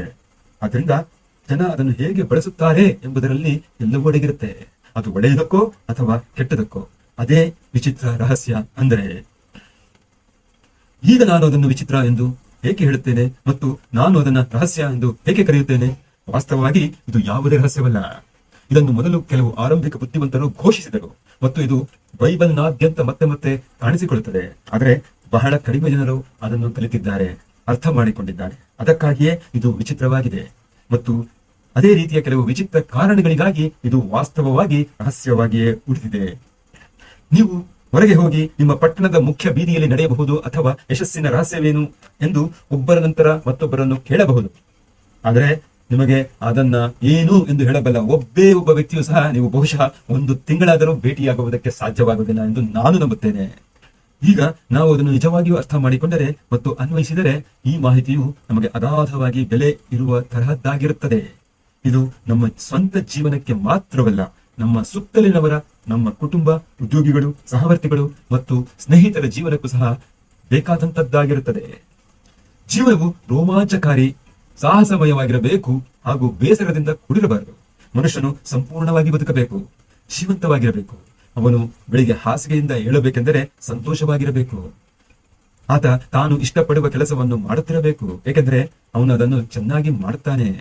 ಒಮ್ಮೆ ನಾನು ಟೊಲೆಡೋ ಡೈಲಿ ಬ್ಲೇಡ್ನ ಮುಖ್ಯ ಸಂಪಾದಕರಾದ ಗ್ರೋವ್ ಪ್ಯಾಟರ್ಸನ್ ಅವರ ಭಾಷಣವನ್ನು ಕೇಳಿದೆ ಮತ್ತು ಅವರು ತಮ್ಮ ಭಾಷಣವನ್ನು ಮುಕ್ತಾಯಗೊಳಿಸಿದಾಗ ನಾನು ಎಂದಿಗೂ ಮರೆಯಲಾಗದ್ದನ್ನ ಅವರು ಹೇಳಿದರು. ಅವರು ಹೀಗೆ ಹೇಳಿದರು: ಪತ್ರಿಕೆ ವ್ಯವಹಾರದಲ್ಲಿನ ನನ್ನ ಇಷ್ಟು ವರ್ಷಗಳ ಸೇವೆ ನನಗೆ ಹಲವಾರು ವಿಷಯಗಳ ಬಗ್ಗೆ ಮನವರಿಕೆ ಮಾಡಿಕೊಟ್ಟಿದೆ. ಅವುಗಳಲ್ಲಿ ಜನರು ಮೂಲತಃ ಒಳ್ಳೆಯವರು ಮತ್ತು ನಾವು ಎಲ್ಲಿಂದಲೋ ಬಂದಿದ್ದೇವೆ ಮತ್ತು ನಾವು ಎಲ್ಲಿಗೋ ಹೋಗುತ್ತಿದ್ದೇವೆ. ಆದ್ದರಿಂದ ನಾವು ಇಲ್ಲಿ ನಮ್ಮ ಸಮಯವನ್ನು ರೋಮಾಂಚಕಾರಿ ಹಾಗೂ ಸಾಹಸವನ್ನಾಗಿ ಮಾಡಿಕೊಳ್ಳಬೇಕು. ಬ್ರಹ್ಮಾಂಡದ ವಾಸ್ತುಶಿಲ್ಪಿ ಎಲ್ಲಿಯೂ ಹೋಗದಿರುವ ಮೆಟ್ಟಿಲನ್ನೇನು ನಿರ್ಮಿಸಿಲ್ಲ ಮತ್ತು ಎಲ್ಲರಿಗಿಂತ ಶ್ರೇಷ್ಠ ಶಿಕ್ಷಕ ಆ ದಿವ್ಯ ಶಕ್ತಿ ನಮಗೆ ರಹಸ್ಯಮಯ ಸಮಯವನ್ನು ನೀಡಿದ್ದಾರೆ. ನೀವು ಹೇಗೆ ನಂಬುತ್ತೀರೋ ಅದೇ ರೀತಿ ನಿಮಗೆ ಎಲ್ಲವೂ ಸಿಗುತ್ತಾ ಹೋಗುತ್ತದೆ. 30 ದಿನಗಳಲ್ಲಿ ಈ ವಿಚಿತ್ರವಾದ ರಹಸ್ಯ ನಿಮಗಾಗಿ ಕೆಲಸ ಮಾಡಲು ಬೇಕಾಗಿರುವ ಯೋಜನೆಗಳು. ಈ ದಾಖಲೆಯ 1ನೇ ಬದಿಯಲ್ಲಿ ನಾನು ವಿಶ್ವದ ವಿಚಿತ್ರವಾದ ರಹಸ್ಯವನ್ನು ಮತ್ತು ಅದು ಹೇಗೆ ಕಾರ್ಯನಿರ್ವಹಿಸುತ್ತದೆ ಎಂಬುದನ್ನು ವಿವರಿಸಿದ್ದೇನೆ. ಈಗ ಈ ಕಡೆ ರಹಸ್ಯವನ್ನು ಪ್ರಾಯೋಗಿಕ ಪರೀಕ್ಷೆಗೆ ಒಳಪಡಿಸುವ ಮೂಲಕ ನಿಮ್ಮ ಸ್ವಂತ ಜೀವನದಲ್ಲಿ ಸಾಧ್ಯವಿರುವ ಅಗಾಧವಾದ ಲಾಭವನ್ನು ನೀವು ಹೇಗೆ ಸಾಬೀತುಪಡಿಸಬಹುದು ಎಂಬುದನ್ನು ವಿವರಿಸಲು ನಾನು ಬಯಸುತ್ತೇನೆ. ನೀವು 30 ದಿನಗಳ ಕಾಲ ನಡೆಯುವ ಪರೀಕ್ಷೆಯನ್ನು ಮಾಡಬೇಕೆಂದು ನಾನು ಬಯಸುತ್ತೇನೆ. ಈಗ ಅದು ಸುಲಭದ್ದಾಗಿರುವುದಿಲ್ಲ, ಆದರೆ ನೀವು ಅದನ್ನು ಚೆನ್ನಾಗಿ ಮಾಡಲು ಪ್ರಯತ್ನಿಸಿದರೆ ಅದು ನಿಮ್ಮ ಜೀವನವನ್ನು ಸಂಪೂರ್ಣವಾಗಿ ಉತ್ತಮ ರೀತಿಯಲ್ಲಿ ಬದಲಾಯಿಸಿ ಬಿಡುತ್ತದೆ. 17ನೇ ಶತಮಾನದಲ್ಲಿ ಇಂಗ್ಲಿಷ್ ಗಣಿತಶಾಸ್ತ್ರಜ್ಞ ಮತ್ತು ನೈಸರ್ಗಿಕ ತತ್ವಜ್ಞಾನಿ ಸರ್ ಐಸಾಕ್ ನ್ಯೂಟನ್ ನಮಗೆ ಭೌತಶಾಸ್ತ್ರದ ನೈಸರ್ಗಿಕ ನಿಯಮಗಳನ್ನು ನೀಡಿದರು. ಈ ನಿಯಮ ಮನುಷ್ಯನ ದೇಹಕ್ಕೆ ಎಷ್ಟು ಅನ್ವಯಿಸುತ್ತದೋ ಅಷ್ಟೇ ಬ್ರಹ್ಮಾಂಡದಲ್ಲಿನ ವಸ್ತುಗಳ ಚಲನೆಗೆ ಕೂಡ ಅನ್ವಯಿಸುತ್ತದೆ. ಮತ್ತು ಈ ನಿಯಮಗಳಲ್ಲಿ ಒಂದು, ಪ್ರತಿಯೊಂದು ಕ್ರಿಯೆಗೂ ಸಮಾನ ಹಾಗೂ ವಿರುದ್ಧವಾದ ಪ್ರತಿಕ್ರಿಯೆ ಇರುತ್ತದೆ. ಇದು ನಿಮಗೆ ಮತ್ತು ನನಗೆ ಅನ್ವಯಿಸುತ್ತದೆ ಎಂದು ಸರಳವಾಗಿ ಹೇಳುವುದಾದರೆ ಇದರರ್ಥ ನಾವು ಬೆಲೆಯನ್ನು ಕಟ್ಟದೆ ಏನನ್ನೂ ಸಾಧಿಸಲು ಸಾಧ್ಯವಿಲ್ಲ. ನಿಮ್ಮ 30 ದಿನಗಳ ಪ್ರಯೋಗದ ಫಲಿತಾಂಶಗಳು ನೀವು ಮಾಡಿದ ಪ್ರಯತ್ನಕ್ಕೆ ನೇರ ಅನುಪಾತದಲ್ಲಿರುತ್ತವೆ. ವೈದ್ಯರಾಗಲು ನೀವು ಸುದೀರ್ಘ ವರ್ಷಗಳ ಕಠಿಣ ಅಧ್ಯಯನದ ಬೆಲೆಯನ್ನು ಪಾವತಿಸಬೇಕಾಗುತ್ತದೆ. ಮಾರಾಟದಲ್ಲಿ ಯಶಸ್ಸು ಅನ್ನೋದು ನಮ್ಮಲ್ಲಿ ಪ್ರತಿಯೊಬ್ಬರಲ್ಲೂ ಇರುವ ಮಾರಾಟ ಮಾಡುವ ಸಾಮರ್ಥ್ಯ, ನಮ್ಮ ಆಲೋಚನೆಗಳ ಮೇಲೆ ಅವಲಂಬಿತವಾಗಿರುತ್ತದೆ. ನಮ್ಮ ಕುಟುಂಬಗಳಿಗೆ ನಮ್ಮ ಯೋಜನೆಗಳನ್ನು ಮಾರಾಟ ಮಾಡುವುದು, ಶಾಲೆಗಳಲ್ಲಿ ಶಿಕ್ಷಣವನ್ನು ಮಾರಾಟ ಮಾಡುವುದು, ಉತ್ತಮ ಮತ್ತು ಪ್ರಾಮಾಣಿಕ ಜೀವನವನ್ನು ನಡೆಸುವ ಅನುಕೂಲಗಳನ್ನು ನಮ್ಮ ಮಕ್ಕಳಿಗೆ ಮಾರಾಟ ಮಾಡುವುದು, ಅಸಾಧಾರಣ ವ್ಯಕ್ತಿಗಳ ಪ್ರಾಮುಖ್ಯತೆಯನ್ನು ತಿಳಿಸಿ ಅದರ ಉಪಯೋಗವನ್ನು ಸಹವರ್ತಿಗಳಿಗೆ ಮತ್ತು ಉದ್ಯೋಗಿಗಳಿಗೆ ಮಾರಾಟ ಮಾಡುವುದು. ಆದರೆ ಉತ್ತಮ ಜೀವನಕ್ಕೆ ನಮ್ಮ ಮಾರ್ಗವನ್ನು ಮಾರಾಟ ಮಾಡುವಲ್ಲಿ ಯಶಸ್ವಿಯಾಗಲು ನಾವು ಬೆಲೆಯನ್ನು ಪಾವತಿಸಿರಲು ಸಿದ್ಧರಿರಬೇಕು. ಈಗ ಆ ಬೆಲೆ ಏನು? ಸರಿ, ಇದು ಅನೇಕ ವಿಷಯಗಳು. ಮೊದಲನೆಯದಾಗಿ ನಾವು ಅಕ್ಷರಶಃ ಏನು ಯೋಚಿಸುತ್ತೇವೆಯೋ ಅದೇ ಆಗುತ್ತೇವೆ. ನಾವು ನಮ್ಮ ಜೀವನವನ್ನು ನಿಯಂತ್ರಿಸಬೇಕಾದರೆ ನಾವು ಮೊದಲು ನಮ್ಮ ಆಲೋಚನೆಗಳನ್ನು ನಿಯಂತ್ರಿಸಬೇಕು ಎಂದು ಭಾವನಾತ್ಮಕವಾಗಿ ಮತ್ತು ಬೌದ್ಧಿಕವಾಗಿ ಅರ್ಥ ಮಾಡಿಕೊಳ್ಳುವುದು. ಇದು ಸಂಪೂರ್ಣ ತಿಳುವಳಿಕೆಯಾಗಿದೆ. ನೀವು ಬಿತ್ತಿದಂತೆ ಬೆಳೆ ಬರುತ್ತದೆ. ಎರಡನೆಯದಾಗಿ ಇದು ಮನಸ್ಸಿನಿಂದ ಎಲ್ಲಾ ಸಂಕೋಲೆಗಳನ್ನು ಕಡಿದು ಹಾಕುತ್ತದೆ ಮತ್ತು ಅದನ್ನು ಮಾಡಲು ದೈವಿಕವಾಗಿ ವಿನ್ಯಾಸಗೊಳಿಸಲಾಗಿರುವಂತೆ ಮೇಲೇರಲು ಅನುವು ಮಾಡಿಕೊಡುತ್ತದೆ. ನಿಮ್ಮ ಮಿತಿಗಳು ಸ್ವಯಂ ಹೇರಿಕೆಯಾಗಿವೆ ಮತ್ತು ಇಂದು ನಿಮಗೆ ದೊರೆತಿರುವ ಅವಕಾಶಗಳು ನಂಬಲಾಗದಷ್ಟು ಅಗಾಧವಾಗಿದೆ ಎಂಬುದನ್ನು ಅರಿತುಕೊಳ್ಳುವುದು. ಇದು ಸಂಕುಚಿತ ಮನಸ್ಸಿನ ಕ್ಷುಲ್ಲಕ್ಷತೆ ಮತ್ತು ಪೂರ್ವಾಗ್ರಹದಿಂದ ಮೇಲೇರುತ್ತಿದೆ. ಮೂರನೇದಾಗಿ ನಿಮ್ಮ ಸ್ವಂತ ಸಮಸ್ಯೆಯ ಬಗ್ಗೆ ಸಕಾರಾತ್ಮಕವಾಗಿ ಯೋಚಿಸುವಂತೆ ನಿಮ್ಮನ್ನು ಒತ್ತಾಯಿಸಲು ನಿಮ್ಮ ಎಲ್ಲಾ ಧೈರ್ಯವನ್ನು ಬಳಸಿ ನಿಮಗಾಗಿ ಒಂದು ನಿರ್ದಿಷ್ಟವಾದ ಮತ್ತು ಸ್ಪಷ್ಟವಾಗಿ ವ್ಯಾಖ್ಯಾನಿಸಲಾದ ಗುರಿಯನ್ನು ಹೊಂದಿಸುವುದು. ನಿಮ್ಮ ಅದ್ಭುತ ಮನಸ್ಸು ನಿಮ್ಮ ಗುರಿಯ ಬಗ್ಗೆ ಸಾಧ್ಯವಿರುವ ಎಲ್ಲಾ ಕೋನಗಳಿಂದ ಯೋಚಿಸಲು ಅವಕಾಶ ಮಾಡಿಕೊಡಿ. ನಿಮ್ಮ ಕಲ್ಪನೆಯು ಅನೇಕ ವಿಭಿನ್ನ ಸಂಭಾವ್ಯ ಪರಿಹಾರಗಳ ಬಗ್ಗೆ ಮುಕ್ತವಾಗಿ ಊಹಿಸುವಂತಾಗಲಿ ಹಾಗೂ ನಿಮ್ಮ ಉದ್ದೇಶದ ಸಾಧನೆಯಲ್ಲಿ ನಿಮ್ಮನ್ನು ಸೋಲಿಸಲು ಸಾಕಷ್ಟು ಬಲವಾದ ಸಂದರ್ಭಗಳಿವೆ ಎಂದು ನಂಬುವುದಕ್ಕೆ ನಿರಾಕರಿಸಿ. ರಸೆಲ್ ಕಾನ್ವೆಲ್ ಸೂಚಿಸಿದಂತೆ ನೀವು ಈ ಕ್ಷಣದಲ್ಲಿ ನಿಮ್ಮ ಸ್ವಂತ ವಜ್ರಗಳು ಇರುವ ಭೂಮಿಯ ಮಧ್ಯದಲ್ಲಿ ನಿಂತಿದ್ದೀರಿ ಎಂಬ ಅಂಶವನ್ನು ನಿರಂತರವಾಗಿ ಅರಿತುಕೊಳ್ಳಲು ಸಾಧ್ಯವಾಗುವುದಕ್ಕೆ ಬೇಕಾದಂತಹ ಕ್ರಮಗಳನ್ನು ಶೀಘ್ರವಾಗಿ ಜರುಗಿಸಿ. 4ನೇದಾಗಿ, ನೀವು ಗಳಿಸುವುದರಲ್ಲಿ ಕನಿಷ್ಠ 10% ಉಳಿಸಿ. ನಿಮ್ಮ ಪ್ರಸ್ತುತ ಉದ್ಯೋಗ ಯಾವುದೇ ಆಗಿರಲಿ, ಅದನ್ನು ಮಾಡೋದಕ್ಕೆ ಅಗಾಧವಾದ ಸಾಧ್ಯತೆಗಳನ್ನು ಹೊಂದಿದೆ ಎಂಬುದನ್ನು ಸಹ ನೀವು ನೆನಪಿನಲ್ಲಿಟ್ಟುಕೊಳ್ಳಿ. ಈಗ ನಾವು ನಮ್ಮದೇ ಆಗಬಹುದಾದ ಅದ್ಭುತ ಜೀವನವನ್ನು ಸಾಧಿಸಲು ನಾವೆಲ್ಲರೂ ಪಾವತಿಸಬೇಕಾದ ಬೆಲೆಯ ಪ್ರಮುಖ ಅಂಶಗಳನ್ನು ನೋಡೋಣ. ಇದು ಖಂಡಿತವಾಗಿಯೂ ಯಾವುದೇ ಬೆಲೆಗೆ ಯೋಗ್ಯವಾಗಿರುತ್ತದೆ. 1. ನೀವು ಏನನ್ನು ಯೋಚಿಸುತ್ತೀರೋ ಅದೇ ಆಗುತ್ತೀರಿ. 2. ಕಲ್ಪನೆ ಎಂಬ ಪದವನ್ನು ನೆನಪಿನಲ್ಲಿಟ್ಟುಕೊಳ್ಳಿ. ನಿಮ್ಮ ಮನಸ್ಸು ಕರ್ಷಿಸಲಿ. 3. ಧೈರ್ಯ. ಪ್ರತಿದಿನ ನಿಮ್ಮ ಗುರಿಯತ್ತ ಗಮನವನ್ನು ಕೇಂದ್ರೀಕರಿಸಿ. 4. ನೀವು ಗಳಿಸುವ ಹಣದಲ್ಲಿ 10% ಉಳಿಸಿ. ಮತ್ತು ಕ್ರಿಯೆ. ನಾವು ಅವುಗಳ ಮೇಲೆ ಕ್ರಮ ಕೈಗೊಳ್ಳದ ಹೊರತು ಆಲೋಚನೆಗಳು ನಿಷ್ಪ್ರಯೋಜಕವಾಗುತ್ತವೆ. ಈಗ ನಾನು ನೀವು ಮಾಡಲು ಬಯಸುವ 30 ದಿನಗಳ ಪರೀಕ್ಷೆಯ ರೂಪರೇಷೆಯನ್ನು ನೀಡಲು ಪ್ರಯತ್ನಿಸುತ್ತೇನೆ. ಈ ಪರೀಕ್ಷೆಯನ್ನು ಮಾಡುವ ಮೂಲಕ ನೀವು ಕಳೆದುಕೊಳ್ಳೋದು ಏನೇನೂ ಇಲ್ಲ, ಆದರೆ ನೀವು ಗಳಿಸುವುದು ತುಂಬಾನೇ ಇದೆ. ಪ್ರತಿಯೊಬ್ಬರ ಬಗ್ಗೆ 2 ವಿಷಯಗಳನ್ನು ಹೇಳಬಹುದು. ಮೊದಲನೇದು, ನಮ್ಮಲ್ಲಿ ಪ್ರತಿಯೊಬ್ಬರು ಏನನ್ನಾದರೂ ಬಯಸ್ತಾನೆ ಇರ್ತಾರೆ. ಮತ್ತು 2ನೇದು, ನಮ್ಮಲ್ಲಿ ಪ್ರತಿಯೊಬ್ಬರು ಯಾವುದಕ್ಕಾದರೂ ಎದುರುತ್ತಾನೆ ಇರ್ತಾರೆ. ನಿಮಗೆ ಎಲ್ಲಕ್ಕಿಂತ ಹೆಚ್ಚಾಗಿ ಏನು ಬೇಕು ಎಂಬುದನ್ನ ನೀವು ಒಂದು ಕಾರ್ಡ್ನಲ್ಲಿ ಬರೆಯಬೇಕೆಂದು ನಾನು ಬಯಸುತ್ತೇನೆ. ಹೆಚ್ಚು ಹಣ ಇರಬಹುದು. ಬಹುಶಃ ನೀವು ನಿಮ್ಮ ಆದಾಯನ ದ್ವಿಗುಣಗೊಳಿಸಲು ಅಥವಾ ನಿರ್ದಿಷ್ಟ ಮೊತ್ತದ ಹಣವನ್ನು ಗಳಿಸಲು ಬಯಸುತ್ತಿದ್ದಾರೆ. ಅದೇ ಇರಬಹುದು. ಅದು ಒಂದು ಸುಂದರವಾದ ಮನೆ ಇರಬಹುದು. ನಿಮ್ಮ ಕೆಲಸದಲ್ಲಿ ಯಶಸ್ಸನ್ನು ಪಡೆಯುವುದಿರಬಹುದು. ಜೀವನದಲ್ಲಿ ಒಂದು ನಿರ್ದಿಷ್ಟ ಸ್ಥಾನವಾಗಿರಬಹುದು. ಅಥವಾ ಹೆಚ್ಚು ಸಾಮರಸ್ಯ ಇರೋ ಕುಟುಂಬವಾಗಿರಬಹುದು. ನಮ್ಮಲ್ಲಿ ಪ್ರತಿಯೊಬ್ಬರು ಏನನ್ನಾದರೂ ಬಯಸುತ್ತಾರೆ. ನಿಮಗೆ ಏನು ಬೇಕು ಎಂಬುದನ್ನು ನಿಮ್ಮ ಈ ಕಾರ್ಡಿನಲ್ಲಿ ನಿರ್ದಿಷ್ಟವಾಗಿ ಬರೆಯಿರಿ.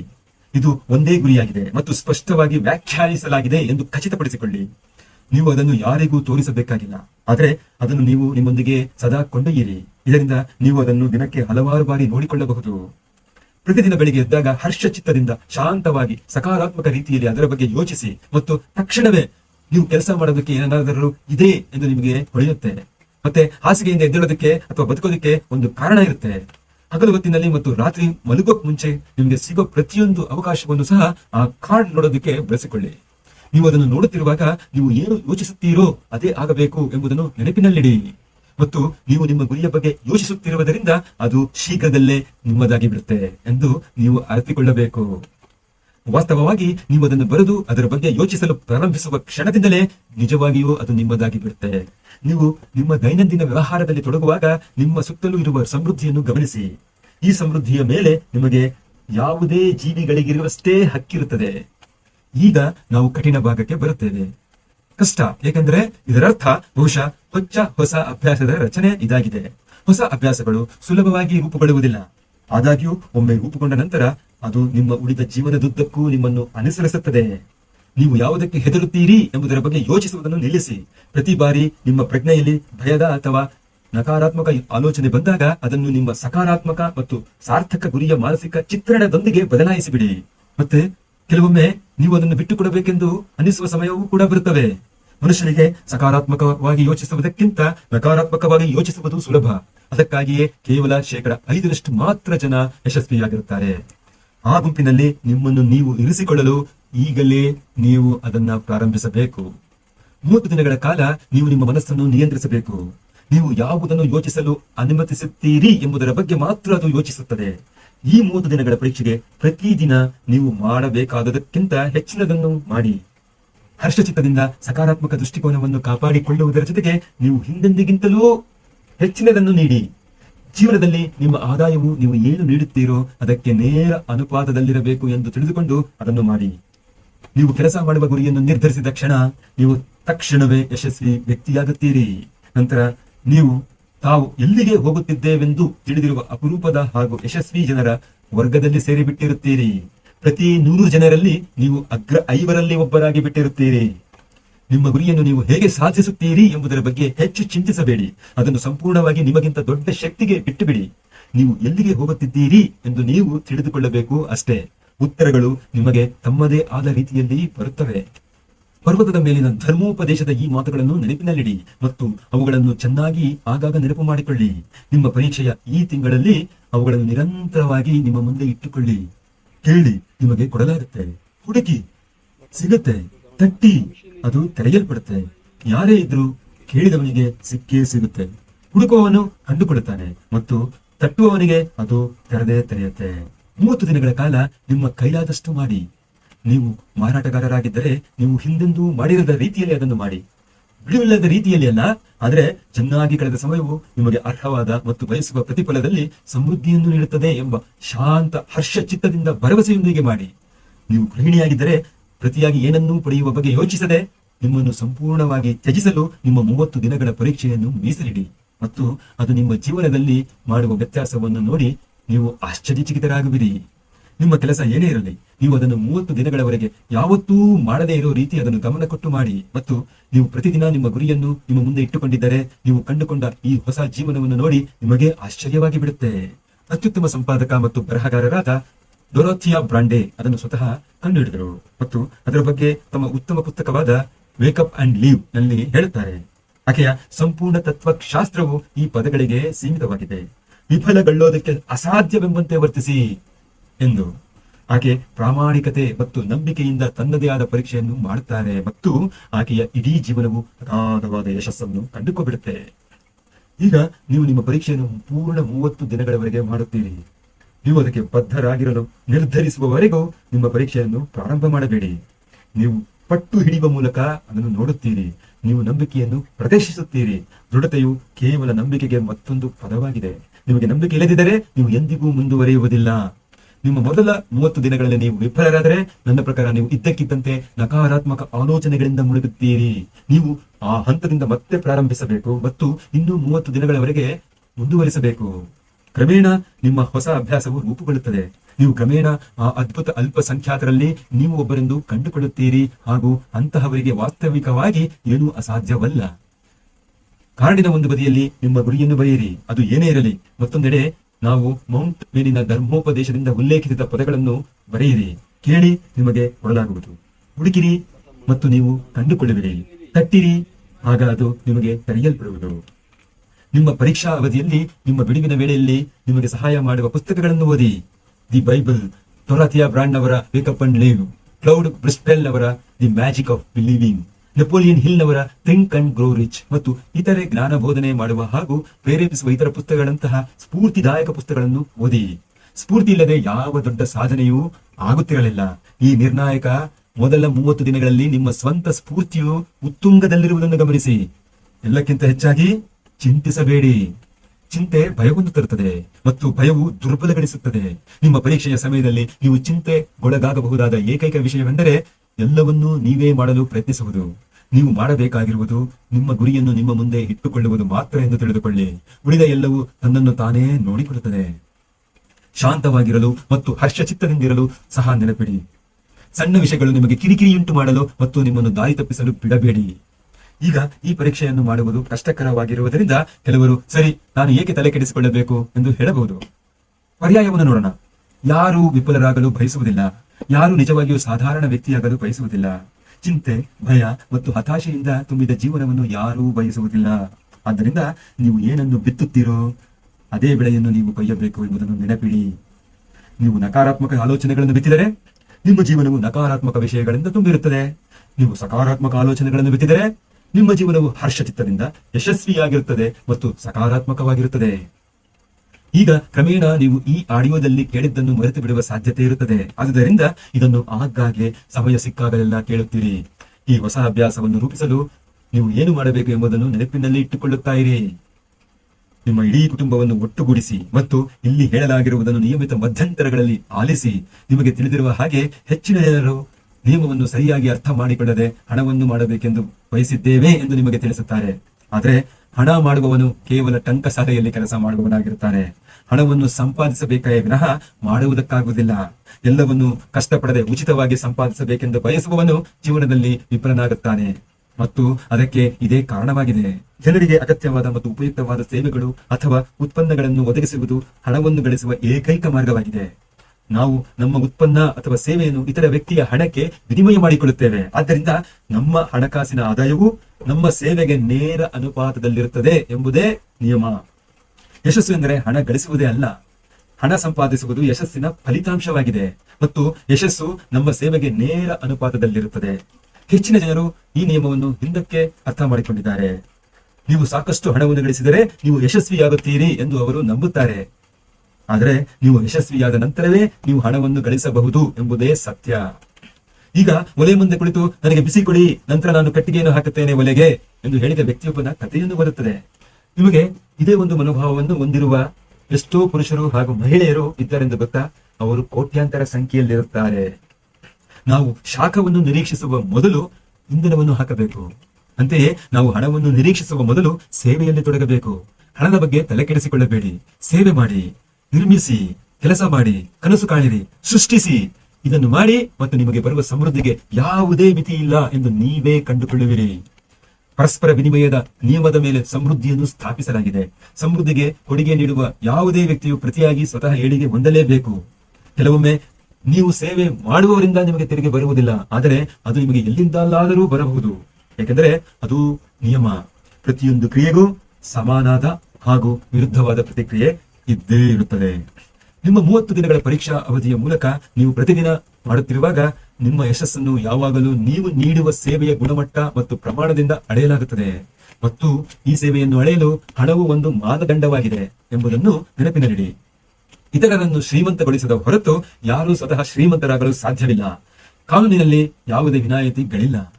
ನೀವು ಈ ಮೊದಲು ಈ ವರ್ಷದ ಬಗ್ಗೆ ಯೋಚಿಸಿದ್ದೀರಾ? ಕುತೂಹಲ ಮೂಡಿಸಿದೆ. ಕೆಲವರು ಮಂತ್ರಿಗಳು, ಪುರೋಹಿತರು ಮತ್ತು ಇತರ ನಿಷ್ಠಾವಂತ ಜನರಂತೆ ತಮ್ಮ ಆದಾಯವನ್ನು ಆಧ್ಯಾತ್ಮಿಕ ಕ್ಷೇತ್ರದಲ್ಲಿ ಅಳೆಯುತ್ತಾರೆ. ಆದರೆ ಮತ್ತೆ ಅವರ ಆದಾಯವು ಅವರ ಸೇವೆಗೆ ಸಮಾನವಾಗಿರುತ್ತದೆ. ಈ ನಿಯಮವನ್ನು ಸಂಪೂರ್ಣವಾಗಿ ಅರ್ಥ ಮಾಡಿಕೊಂಡ ನಂತರ ಯಾವುದೇ ಚಿಂತನಶೀಲ ವ್ಯಕ್ತಿಯು ತನ್ನ ಸ್ವಂತ ಸಂಪತ್ತನ್ನು ಹೇಳಿಕೊಳ್ಳಬಹುದು.